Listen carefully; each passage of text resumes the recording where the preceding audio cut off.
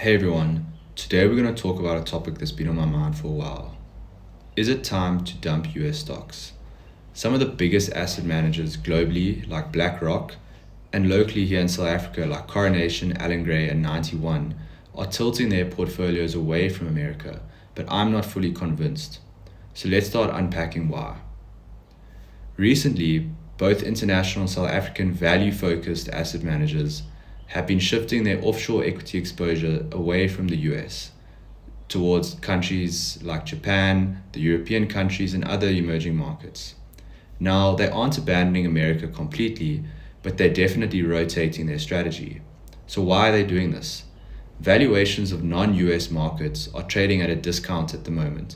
BlackRock's long-term assumptions show high expected returns outside of the US than within it.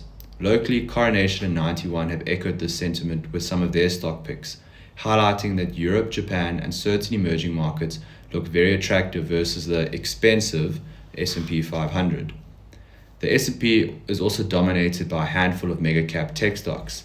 Allan Gray and PSG have pointed out that diversification matters here, especially when such a large portion of US returns are driven by so few companies. If the strong US dollar also eventually weakens, international equities become more attractive in both dollar and rand terms. South African managers often remind clients that this currency cycle can play a huge role in offshore returns. Europe is also spending more money on defense and infrastructure. Japan is improving corporate governance, and emerging markets are undergoing a lot of structural changes. Coronation has specifically pointed to reforms in Asia as a long-term opportunity. So the message from both global and South African value companies is very clear. The bargains are overseas right now. My take, I do respect that logic, but I'm not fully convinced on moving too aggressively away from the US. And this is why.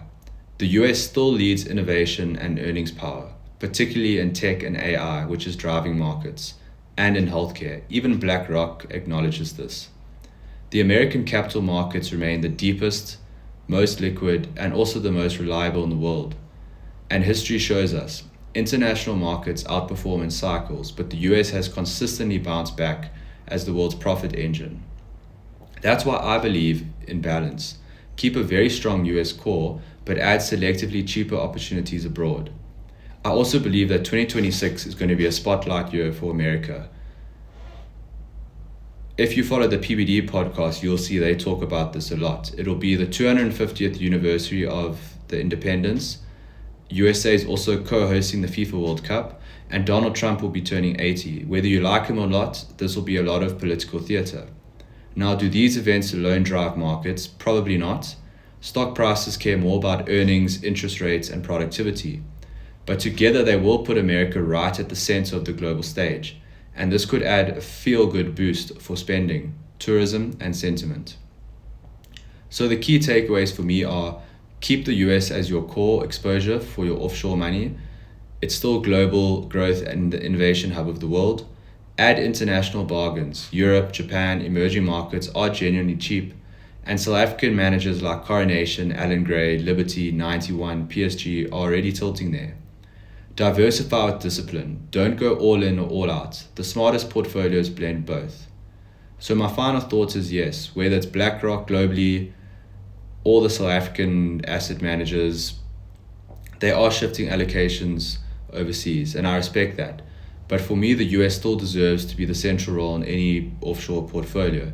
And with 2026 spotlight, America may surprise us going on the upside. If you enjoyed this video, please like and subscribe. Leave a comment on some other things you would like me to talk about, and I would love to chat with you guys again soon.